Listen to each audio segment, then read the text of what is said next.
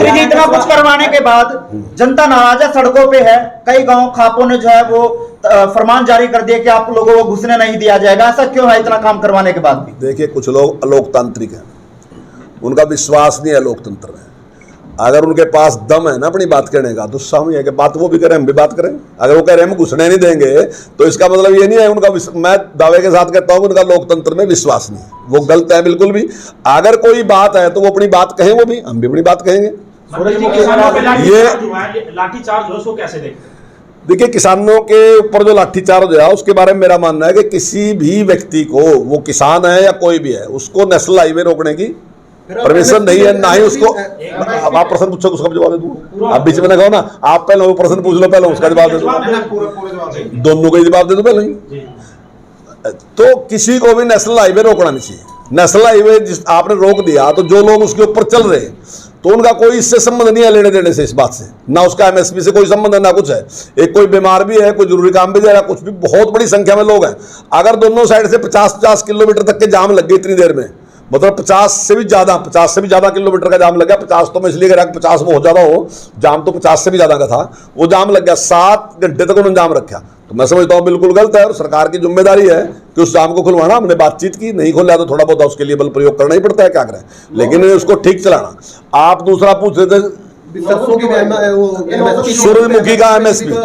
आप मैं बता रहा हूँ, सूरजमुखी की एमएसपी की बात ही आप भाई साहब ने कही कि भाई आप एमएसपी नहीं दे रहे, इसलिए वो वहाँ लोग बैठे। मैं समझता हूँ आम किसान सेटिस्फाई है, जो निर्णय हमने लिया उसमें कोई दिक्कत नहीं। कुछ लोगों को जाम करना ही है, अगर पूरा भी दोगे तब भी वो परेशान है। कुछ लोगों ने तो इस प्रकार की आदत बना ली कि हमने कुछ ना कुछ करना। आज मैं बता रहा हूँ, अब जो एमएसपी है वो वाकई 64 है, उसका 6400 रुपए है, 6400 रुपए उसका एमएसपी है। लेकिन हमारी सरकार ने निर्णय लिया, क्योंकि इस टाइम जो सूरजमुखी है वो बहुत डाउन आएगी, मार्केट में बहुत डाउन आएगी, डाउन आने की वजह से। लेकिन हमने फिर भी निर्णय लिया कि हम 4800 रुपए उसको खरीदेंगे। उसका रेट 4200 है, लेकिन हमने एफेड को कहा कि एफेड उसको 4800 रुपए खरीदेगा, और हमने उसका शुरू किया।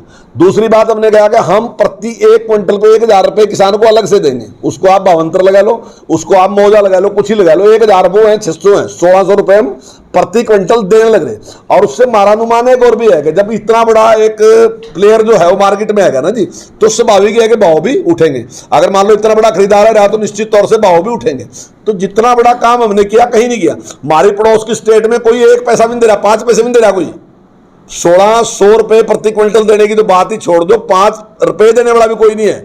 तो ऐसी स्थिति में लेकिन जिस प्रकार का निर्णय हमारी सरकार लिया वो काबिल तारीफ है। और मैं समझता हूं अगर आम किसान से आप बात करोगे, 5 दिन में 4 दिन में जाके बात करोगे, आम किसान सेटिस्फाई है। लेकिन कुछ लोग हैं वो परमानेंट अनसेटिस्फाई। जो सरकारी स्कूलों के जो भवन जर्जर हो चुके हैं, उसके लिए बीते दिनों आपने बजट जारी किया गया है। कितने स्कूलों को इसका लाभ मिलेगा, कितना बजट है सर? इसी के साथ देखिए अभी इसी में प्रश्न है सर, महिला जो जितने भी महिला स्कूल हैं उसके अंदर जो शौचालय वो भी ठीक।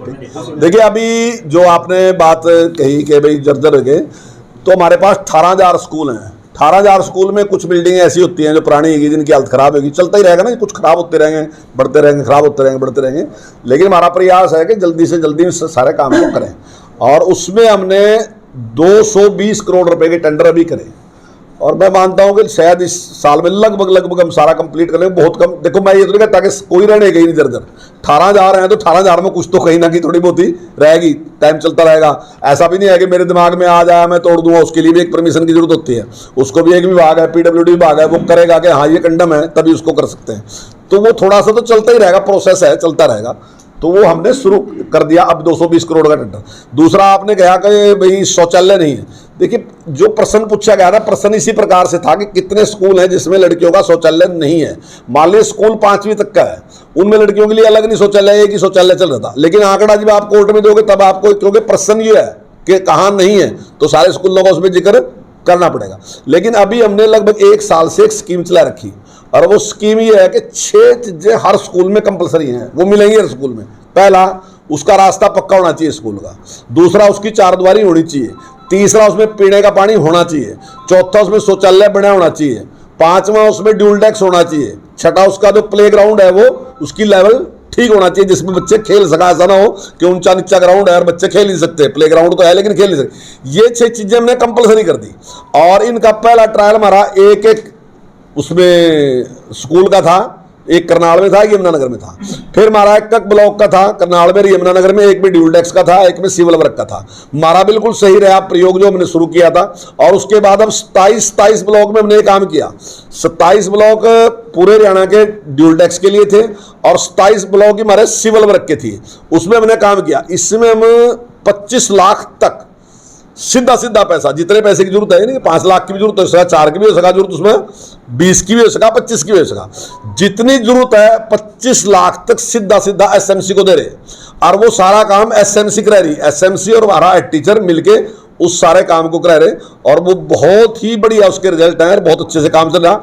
मुझे पूरा यकीन है कि ये हमारा जो साल है, तो इस साल में हम इस सारे को पूरा कर लेंगे, जो हमारा वित्त वर्ष है। जो स्कूलों में टैब दिए थे बच्चों को, और ये दादी इसमें यूट्यूब और दूसरी सोशल साइट्स नहीं चलेंगी। अब वो कुछ बच्चों ने क्रैक किया, डिपार्टमेंट ने भी अनुमति दे दिया। इसको आप कहाँ देखते हैं कि क्या उसका दुरुपयोग नहीं होगा? नहीं, देखिए हमने दिया। देखिए अब देखिए ये गरीब बच्चे हैं, अगर हम केवल इसके लिए सोच लें कि ये दुरुपयोग करेंगे इनको देना, जबकि सारे संपन्न वर्ग के पास तो हैं, उन्हें अपने बच्चों को लैपटॉप दे रखे क्योंकि उनके पास तो पैसे हैं, लेकिन गरीब का पास के पैसे नहीं। अब उसको इसलिए रोक देंगे ये कहीं दूसरा कुछ ना चला ले, तो इसको देते ही नहीं। तो टेक्नोलॉजी के मामले में इतनी बड़ी आबादी अगर पीछे रहेगी ना, तो आप उसको पीछे रहा ना मान लो, देश को पीछे रहा मान लो, देश ही पीछे रह जाएगा। तो हमने जो उसको दिया बच्चे को, हमने सारा सिस्टम उसमें करके दिया उसमें कि उसको चला नहीं सकता। लेकिन इसको केली मेरे जिम्मेदारी में न लगाओ ना, माँ बाप की भी जिम्मेदारी है, टीचर की भी जिम्मेदारी है, मेरी भी जिम्मेदारी है। मानता हूँ मैं मेरी जिम्मेदारी है, लेकिन मेरे से बड़ी जिम्मेदारी माता पिता की है, क्योंकि सारा दिन बच्चा तो उनके पास रहता है, उन्हें भी ध्यान देना चाहिए ना कि बच्चा इस प्रकार से कुछ करने लग रहा है, उसको थोड़ा रोकें। तो स्कूलों में सर बातें ध्यान में आई है कि पूरे बच्चे उसमें फिल्में देखते हैं और उनका दुरुपयोग करते हैं। नहीं, देखिए बहुत कम है। मैं मानता हूँ आपकी बात, लेकिन इतने बड़े समाज के पास मोबाइल है, इतने बड़े समाज के पास टैब है, तो केवल वही ऐसा कर रहे। वहाँ तो सारा ही खुला है, वहाँ तो किसी को किस प्रकार हमारा मतलब हमने सिस्टम डाल रखा है, उसमें देख नहीं सकते। हमारा पूरा प्रयास है, लेकिन इसमें हमें माँ बाप का सहयोग चाहिए, उन्हें भी इस बात का ध्यान रखना चाहिए और जो नई टेक्नोलॉजी उसका लाभ उठाना चाहिए, ताकि बच्चे आगे हैं। और हम बड़े भारी प्रभावित हैं बच्चों काम से। अभी जिस प्रकार से हमारे सुपरिटेंडेंट में उन्हें अपनी प्रतिभा दिखाई ना जी, मतलब मैंने बोलते भी यही बात कही थी उस दिन कि हौसला आपका नहीं बढ़ाया, हौसला तो आपने हमारा बढ़ा दिया। अब 138 बच्चे हमारे ऐसे हैं जिन्हें मेंस क्लियर कर लिया, एडवांस भी मुझे लगता है कि 100 बच्चे हमारे कर देंगे। और अगर 100 बच्चे हमारे सरकारी स्कूल में से IIT में जा रहे, तो ये बहुत बड़ी उपलब्धि है। मतलब अगर वो 100 बच्चे कहाँ जाते हैं। और अभी हमने बुनियाद शुरू किया, बुनियाद में हम 4500 बच्चों को 4 पीरियड 4 हम की क्लास से ले रहे हैं उनकी, डायरेक्ट वहाँ से ऑनलाइन 4 क्लास लेते हैं, 4 पीरियड लेते हैं उनके, 9th के भी और 8th के भी 4 पीरियड हम लेते हैं। मैं समझता हूँ कि आने वाले टाइम में बड़ा भारी 9000 बच्चों को अगर हम ट्रेंड कर रहे हैं, तो आने वाले टाइम मतलब ये देखो शुरुआत जो है ना, वो तो बहुत छोटे से करनी पड़ेगी। आपने 100 से शुरू करना पड़ेगा। मान लो अगर कोई स्कीम फेल हो जाए तो बहुत बड़ा पैसा खर्च हो, ऐसा नहीं, लेकिन स्टेप बाय स्टेप जैसे हम चल रहे हैं। हमने जो 100 शुरू करा था वो 600 लिया है अब की बार 400 को हम सीधा दे रहे, पढ़ा रहे। और जो अपना 200 हैं उनको ऑनलाइन पढ़ा रहे हैं। ऐसे ही हमने बुनियाद शुरू कर दिया, तो इसके अच्छे परिणाम आएंगे निश्चित तौर से। हरियाणा में सर जो है बयानों का चल रहा है जी। दिग्विजय दुष्यंत की बात की जाए तो विप्लव देव जी की बात की जाए, गठबंधन में क्या कुछ चल रहा है सर उसको लेकर? नहीं, गठबंधन बहुत बढ़िया तरीके से चल रहा। अब गठबंधन में कुछ तो आप सवाल पूछो ना, उससे ही बढ़ जा बात कि आप अपना सवाल किस तरीके से पूछोगे, उससे भी तो बात बढ़ जाती है। आपके हरियाणा के प्रभारी ने चौटाला की धरती पे कहा कि प्रेमलता चुनाव लड़ेंगे, दुष्यंत चौटाला के जिनके पेट में दर्द है वो इस तरह की बातें कर रहे हैं, तो क्या कहना चाहेंगे? देखिए कुछ तो आप भी पूछ लो ना जी। अब जैसे आप बार बार हमारे से पूछ रहे हैं वो चुनाव मिलके लड़ोगे कैसे लड़ोगे, भाई हम कौन है फैसला करने वाले इसका? देखिए हमने जो समझौता किया था ना जी, वो समझौता दोनों की जरूरत थी, क्योंकि ना तो हमारी सरकार बन रही थी और ना उनकी बन रही थी। वो भी कुछ वादे करके आए थे, हम भी कुछ वादे करके आए थे। तो क्योंकि पहले भी हम एक साथ रहे लोग थे, उनका परिवार और हम इकट्ठे चले लोग थे, तो ऐसे में हमने एक विचार किया कि हम इकट्ठे मिलके भी जो वादे हमने करके आए जनता के साथ पूरे कर सका। तो कॉमन मिनिमम प्रोग्राम हमने बनाया, जो उनके वादे थे लगभग 85-90% उनके 85-90% हमारे थे, हमने मिलकर कहा कि इस पर हम काम करेंगे, तो उस पर हम काम कर रहे। सरकार बिल्कुल ठीक से चल रही, हमारा कोई विवाद नहीं है। जहां तक चुनाव की बात है, जो आपका बार बार प्रश्न है, वो हमारे लेवल का प्रश्न ही नहीं है वास्तविकता में, वो तो हाईकमान का प्रश्न है, वो जो ऐसा करेंगे वो दोनों के हाईकमान बैठ के बात मंत्री जी, सरकार स्कूलों में कोशिश कर रही है, लेकिन आज तक निजी स्कूलों पे कंट्रोल नहीं कर पाई। निजी स्कूल दोनों हाथों से अभिभावकों को लूट रहे हैं, मन मर्जी की किताबें लगवाते हैं, मन मर्जी की फीसें वसूल कर रहे हैं। आज तक सरकार इस पर अंकुश नहीं लगा पाई। देखिए काफ़ी चीज़ हमने की है, जैसे हमने कहा कि भाई एनसीईआरटी की बुक से आप ले सकते हैं, तो वही हमने उस पर कर क्या, अगर कोई शिकायत करता था कार्रवाई करते हैं। फीस के लिए भी हमने नियम बना दिया कि आप 10% से ज़्यादा नहीं बढ़ा सकते। अब उसके लिए भी अगर कोई शिकायत करता तो काम करते हैं। वर्दी के लिए भी हमने कर दिया कि 3 साल से पहले आप वर्दी का कलर चेंज नहीं कर सकते, उस पर भी अगर वो करते हैं तो हम करते हैं। भाई कुछ तो भी बाबा की ऐसे हैं जो आप कैसे सोच रहे हैं, कुछ तो भी बाबा की हमारे में ऐसे हैं जो कि चाहते ही नहीं कि उस टाइप का रहना, वो अलग ही रहना चाहे दुनिया से, उनकी कोई शिकायत नहीं है। जो आम आदमी है ना, उसकी शिकायत है बेचारे की, वो कहे जी आपने मेरे से पैसे ज़्यादा ले लिए, तो उसकी शिकायत है। लेकिन अगर वो शिकायत ले जाता तो हम कार्रवाई करते हैं।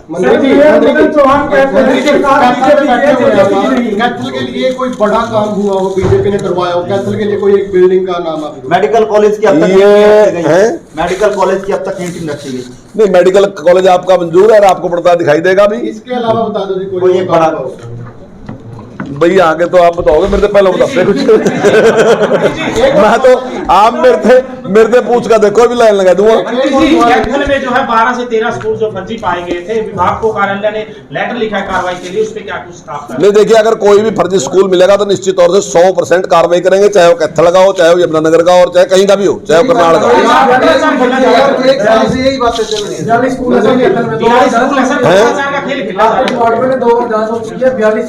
नहीं देखिए मैं बताता हूँ, वो फर्जी नहीं है स्कूल, मेरा शायद उन्हीं की बात करते हो जिसको डीओ ने मान्यता दे दी थी।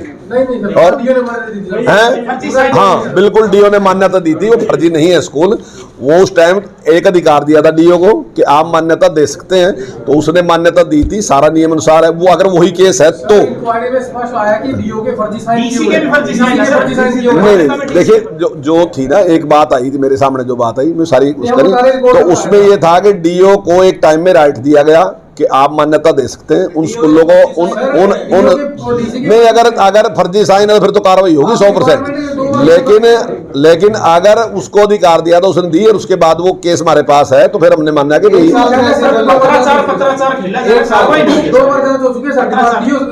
नहीं, अगर डीओ के फर्जी साइन है तो आप आ जाओ, कार्रवाई कर देंगे। क्या आम आदमी पार्टी के नेता है अनुराग डांडा, वो कह रहे हैं कि बीजेपी का पन्ना